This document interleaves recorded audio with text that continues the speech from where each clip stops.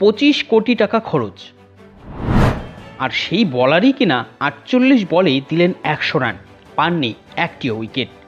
জল্পনা তৃতীয় ম্যাচে বাদ মিচেল স্টার্ক। প্রায় 25 কোটি টাকা দিয়ে তাকে কিনেছিল কলকাতা নাইট রাইডার্স। এর আগে কোনো ফ্র্যাঞ্চাইজি এত টাকা দিয়ে কোনো প্লেয়ার কেনেনি। ফলে স্বাভাবিকভাবেই স্টার্ককে নিয়ে কলকাতা নাইট রাইডার্স এর ফ্যানদের মধ্যে একটা আলাদা প্রত্যাশাই ছিল, অনেক আশা ও ভরসা ছিল, যার জন্য খরচ করা হয়েছিল এই কোটি কোটি টাকা। কিন্তু কেকেআরের সেই ভরসার দাম দিতে পারলেন না মিচেল স্টার্ক, বরং প্রথম 2 ম্যাচে মাত্র 48 বলে দিলেন 100 রান। তার চেয়েও বড় কথা হচ্ছে নিতে পারেননি একটিও উইকেট। আর এই খবর শুনে আটকে উঠতে পারেন কেকেআর ফ্যানরা। রয়্যাল চ্যালেঞ্জার্স ব্যাঙ্গালোরের বিরুদ্ধে 4 ওভারে দিলেন 47 রান, অর্থাৎ প্রত্যেক বলে বলে প্রায় 2 রান করে দিয়েছেন। তার এই 24টি বলের মধ্যে 60টি গেছে বাউন্ডারির বাইরে, যার মধ্যে 3টি ছক্কা ও 4টি চার। তার চেয়েও খারাপ ফলাফল করেন হায়দ্রাবাদের ম্যাচে। এই ম্যাচে 24 বলে তিনি দিয়েছেন 53 রান, যেটা প্রত্যেক বল হিসেবে 2 রানের থেকেও বেশি। এই ক্ষেত্রেও 60টি বল যায় বাউন্ডারির বাইরে, এর মধ্যে 3টি চার এবং 4টি ছয়।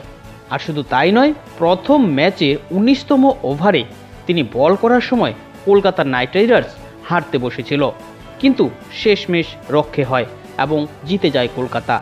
নিলামে স্টার্ককে কেনার পর কলকাতা নাইট রাইডার্সের মেন্টর গৌতম গম্ভীর বলেছিলেন দলের বোলিং আক্রমণকে নেতৃত্ব দেবেন তিনি। ম্যাচে বল করার পাশাপাশি অন্যান্য খেলোয়াড়দের দাদার ভূমিকায় দেখা যাবে তাকে। কিন্তু কোনো ক্ষেত্রেই এতটুকু আশা পূরণ করতে পারেননি তিনি। এই অবস্থায় শুধু ক্রিকেট ভক্তরাই নয়, আইসল্যান্ডের ক্রিকেট বোর্ডও তাকে সমালোচনা করতে ছাড়ছে না। মিচেল স্টার্কের এই 48 বলে 100 রান দেওয়া এবং কোনো উইকেট না পাওয়াকে তাচ্ছিল্য করে তারা লিখেছেন, আইসল্যান্ডে একটি বিয়ারের দামের চেয়েও বেশি স্টার্কের পারফরমেন্স। অর্থাৎ তারা বোঝাতে চেয়েছেন 25 কোটি টাকা নেওয়া এই খেলোয়াড় আইসল্যান্ডে একটি বিয়ারের যে দাম তার চেয়েও বেশি রান দিয়েছেন। এবার প্রশ্ন উঠছে, তবে কি তৃতীয় ম্যাচে বাদ পড়তে চলেছেন মিচেল স্টার্ক? কারণ ইতিমধ্যেই এই জল্পনা ছড়িয়েছে। সূত্র মারফত অবশ্য সেরকমটা জানা যাচ্ছে না।